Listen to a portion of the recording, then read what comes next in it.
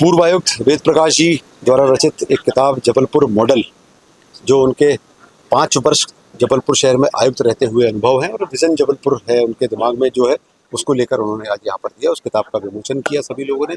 शहर के प्रतिष्ठित लोग यहाँ पर उपस्थित थे, उनके बीच में किताब का विमोचन हुआ। उनको बहुत सारी बधाई, शुभकामनाएं। निश्चित तौर पर जो उन्होंने जबलपुर शहर के लिए अपने 5 वर्ष के कार्यकाल में किया है, वो सदैव यादगार रहेगा, क्योंकि यही वो कड़ियां हैं जिनको कड़ियों को जोड़कर जबलपुर महानगर की ओर आगे बढ़ता जा रहा है। बहुत बहुत बधाई उनको, ढेर सारी शुभकामनाएं। सूर्यकांत त्रिपाठी निराला जी की उन पंक्तियों के साथ बुलाना चाहूंगा।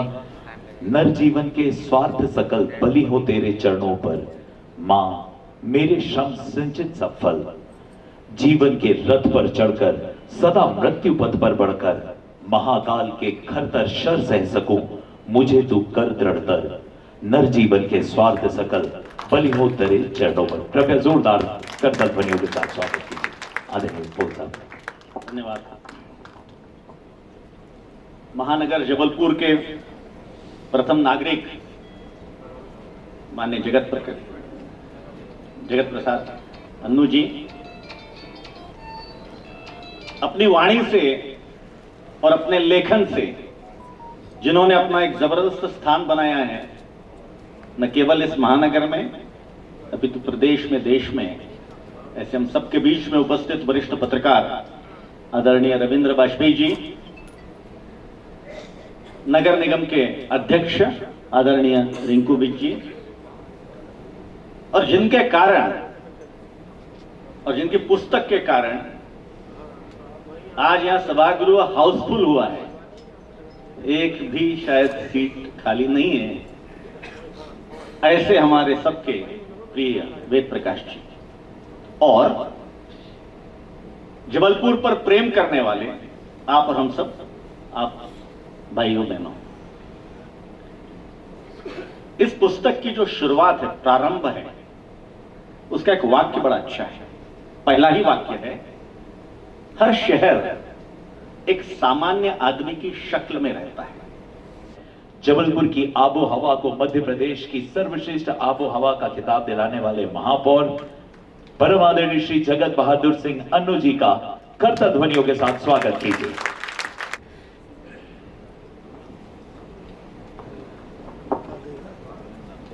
बोलिए भारत माता की, नर्मदा मैया की। एक वाक्य मुझे याद आता है, मैंने किताब तो नहीं पढ़ी, पर वेद प्रकाश जी को काफी कुछ पढ़ा है। मैं उस समय माननीय राज्यसभा सांसद जी का प्रतिनिधि था। एक पूर्व की पार्टी जिसमें था, उनके एक वरिष्ठ नेता के साथ में नगर निगम आयुक्त आदरणीय वेद प्रकाश जी से मिलने पहुंचा, तो ये बाहर से अंदर चलते चलते कहते हैं उन नेता से कि आप सिर्फ एक छोटा सा मेरा काम कर दीजिए, मैं आपका सब काम कर दूंगा। उन्होंने कहा क्या? बोले अन्नू सिंह जी को महापौर बना दीजिए और 3 साल का इनको समय दीजिए और 3 साल मुझे आयुक्त का समय दीजिए, हम लोग जबलपुर शहर का तस्वीर बदल देंगे। मुझे तो महापौर बनवा दिया, लेकिन आप आयुक्त नहीं रहे और आप छोड़ के हमें चले गए और आपने कलेक्टर बन गए और उसके बाद आप रिटायर हो गए।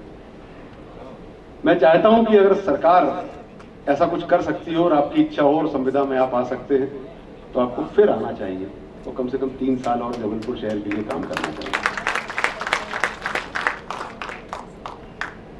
निश्चित तौर पर यहां जो लोग बैठे हैं सब जबलपुर शहर की चिंता करते, चाहे बाहर से आए हुए लोग हो, चाहे यहीं के निवासी हो, जिन सबकी यहां की कर्मभूमि हो। हमारी सबकी यही भावना है। मां नर्मदा का तट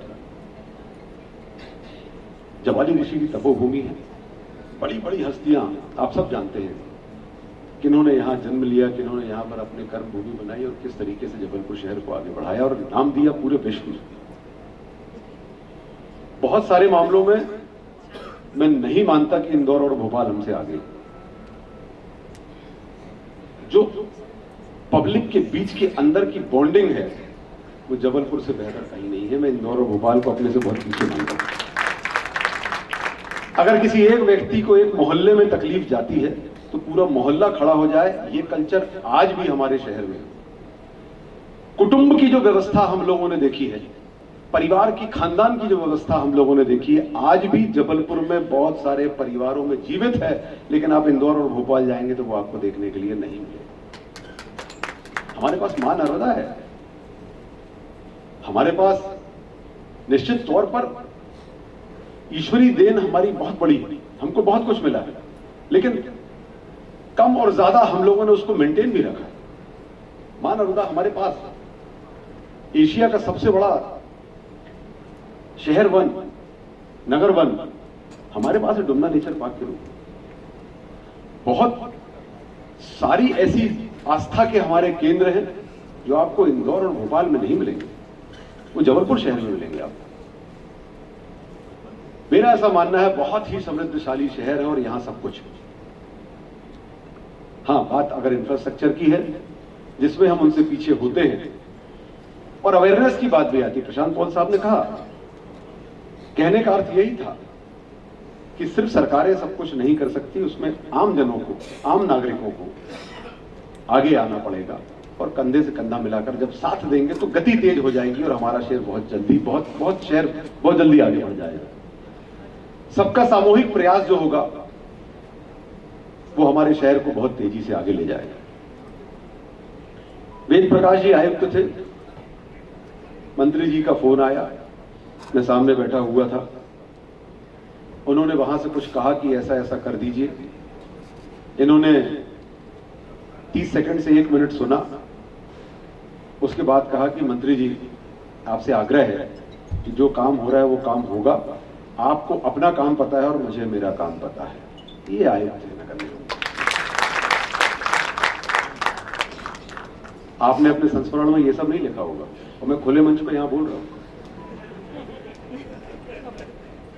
ऐसी बहुत सारी घटनाएं, काम तब हो पाता है जब आप शहर को ठीक करने के लिए बाइज्ड हो, नेताओं को और प्रभावशाली लोगों को खुश करने के लिए बाइज्ड ना हो। वो बात थी वेद प्रकाश जी की।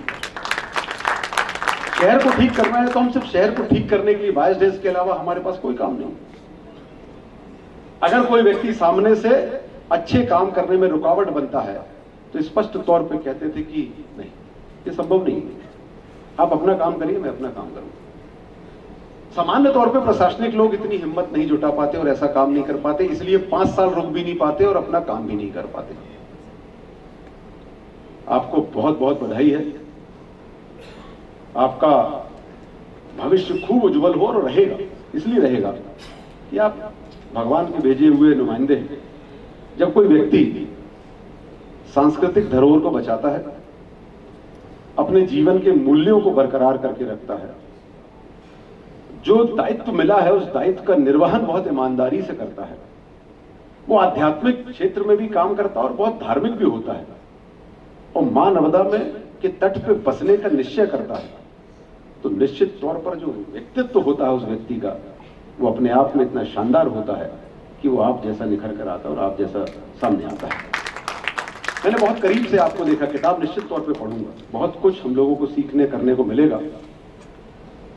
और वो किताब, जैसा कि आदरणीय रविंद्र वाजपेयी साहब ने कहा कि जो भी आयुक्त हो उसके टेबल पे होना चाहिए। मैं सुनिश्चित करूंगा कि जब तक मैं उस खूबसूरत शहर की सबसे खूबसूरत बिल्डिंग के अंदर बैठने का सौभाग्य मुझे मिलेगा, तब तक जो भी आयुक्त आएंगे उनकी टेबल पे वो किताब रहेगी, ये मैं आपको वादा करता हूँ।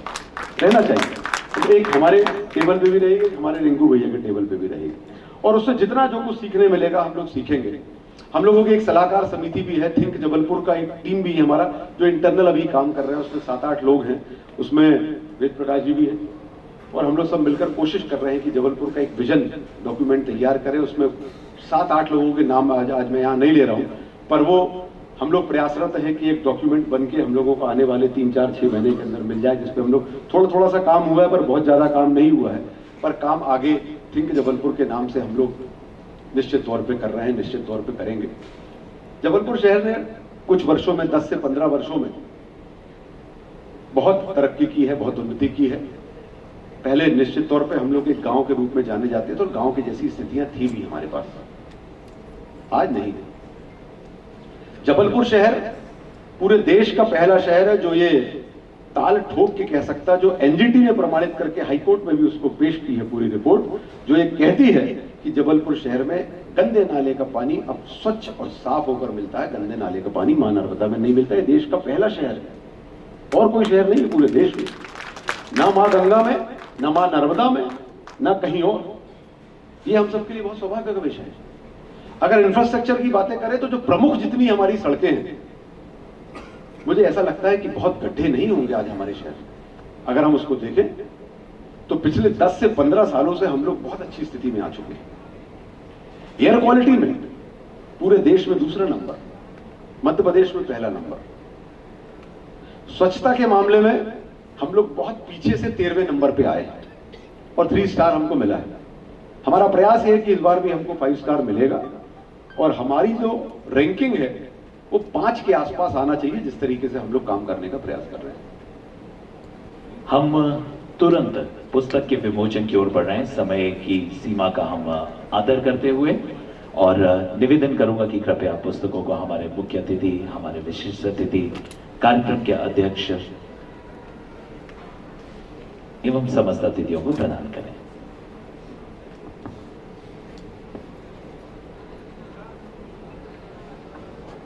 तो देवी और सज्जनों, इस वक्त मंच पर पूर्व आयुक्त वेद प्रकाश जी की प्रथम कृति जबलपुर मॉडल का विमोचन हो रहा है। कृपया करतल ध्वनियों से अपना प्रेम, अपना स्नेह उन्हें प्रदान करें।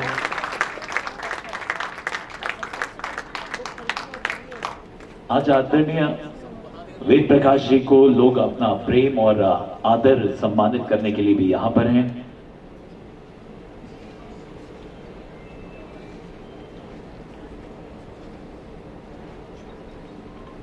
नई दुनिया टीम यहां पर है, मैं उन्हें भी निवेदन करूंगा कि मंच के करीब आ जाएं, समय में रहते हुए हम वह कार्य कर सकें।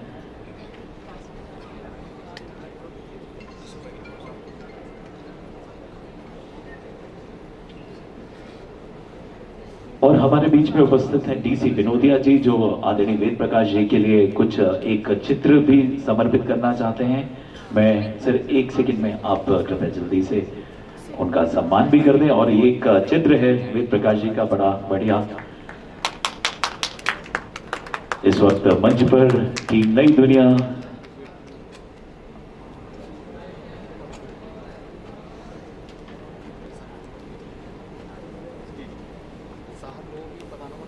मनीष सिन्हा जी, प्रशांत अग्रवाल जी एवं समस्त प्रखर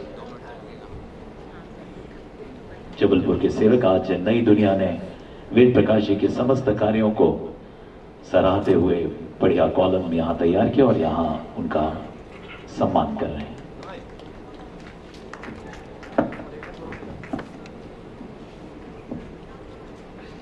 कार्यक्रम के अंतिम चरण में आभार प्रदर्शन के लिए निवेदन करूंगा श्री प्रभात प्रकाश जी से, आदरणीय श्री वेद प्रकाश जी से।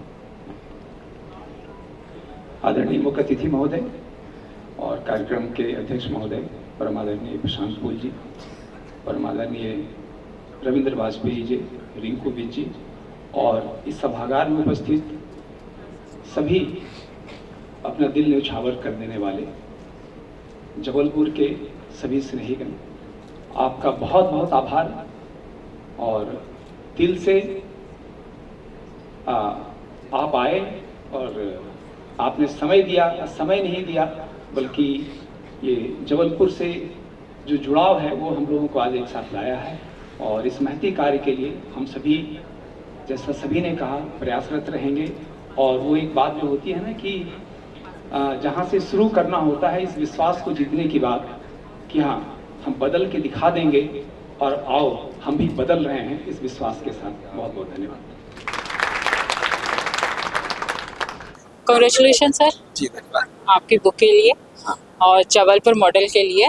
सर आपकी पुस्तक विमोचन के बारे में कुछ बताएं। जबलपुर मॉडल नाम के पुस्तक आज विमोचन हुआ है और शहर के सभी सम्मानित लोग उपस्थित थे। और ये पुस्तक बेचैनी है जबलपुर की कि कैसे हम जबलपुर अपने को प्रूव करता रहे और कैसे जबलपुर आगे बढ़े। उसी कसमकस और बेचैनी की 15 कहानियां हैं इसमें, और नाम है जबलपुर मॉडल। तो मतलब आपको ये प्रेरणा कहाँ से मिली कि हमें ये किताब हमने लिखनी चाहिए? जो काम हम लोगों ने किया है उसी काम की कहानियां हैं, ये वास्तविक और सच्ची घटनाओं की कहानियां हैं। अच्छा, तो मतलब इस पे सारी वास्तविक ही हाँ, चीजें हैं, है ना? सच्ची घटना पे। कॉन्ग्रेचुलेशन सर फिर से आपकी किताब के लिए। जी। धन्यवाद।